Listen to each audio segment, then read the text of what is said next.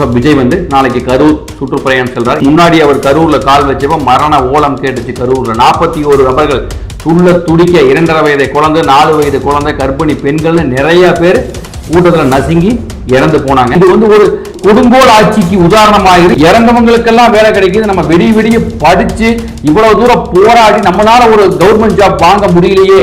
நீங்க என்ன பண்றீங்கன்னு யோசிச்சு பண்ணுங்க தமிழக முதலமைச்சர் அவர்களே.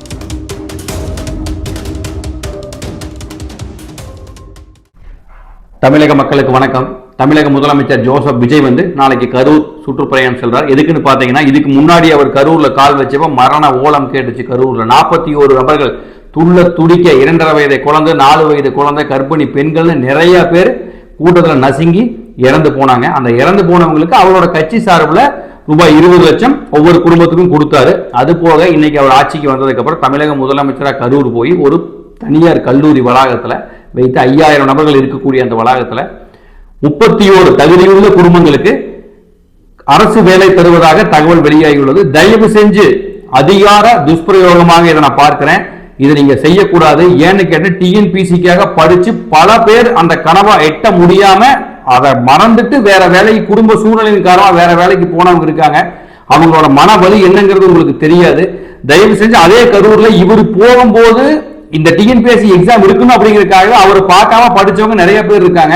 அதனால இந்த வேலையை செய்யாதீங்க. இது ஒரு எப்படி சொல்றோம்னா, ஒரு கொடுங்கோல் ஆட்சிக்கு உதாரணமாக இது பெரிய ஒரு பின்விளைவுகளை கொண்டு வந்துரு. உதாரணத்துக்கு என்ன சொல்றோம்னா, ஒரு தாய் தகப்பன் தன்னுடைய பிள்ளைக்கு வேலை கிடைக்கலன்னு அவன் மன உடைஞ்சு போனாங்கன்னா அவங்க என்ன யோசிப்பாங்கன்னா, இப்படி நம்ம போய் இறந்திருந்தா நம்ம பிள்ளைக்கு வேலை கிடைச்சிருக்குமே அப்படின்னு யோசிப்பாங்க.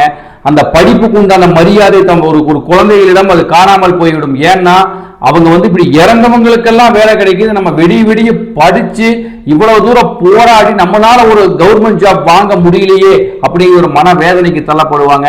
நீங்க என்ன பண்றீங்கன்னு யோசிச்சு பண்ணுங்க தமிழக முதலமைச்சர் அவர்களே. நீங்க பண்றது மிகப்பெரிய தவறு. தமிழ்நாட்டில் இருக்கிற எத்தனையோ இளைஞர்களும் டிஎன்பிசிக்கு படிச்சு இதுவரைக்கும் தேர்ச்சி பெற்றவங்களை ஒரு 100 பேர்த்த கூப்பிட்டு கேளுங்க எவ்வளவு கஷ்டம் என்பதை. நீங்க உங்க சௌரியத்துக்கு ஒரு நடிகரை பார்க்கறதுக்கு, ஒரு கட்சி தலைவரை பார்க்கறதுக்கு செத்தவங்களுக்கு எல்லாம் கவர்மெண்ட் வேலை கொடுக்க முடியாது. என்ன கவர்மெண்ட் உங்க தகப்பனார் சந்திரசேகரோடதா? இல்ல ஊரா வீட்டு நெய்யில உங்க வீட்டுக்கு ஸ்வீட் செய்யாதுன்னு சொன்னீங்கல்ல, நீங்க இப்ப என்ன செய்யறீங்க? காரமா செய்யறீங்க. என்ன முதலமைச்சர் அவர்களை தயவு செய்து சிந்தித்து செயல்படுங்க. திரையுலகம் வேறு, தரையுலகம் வேறு.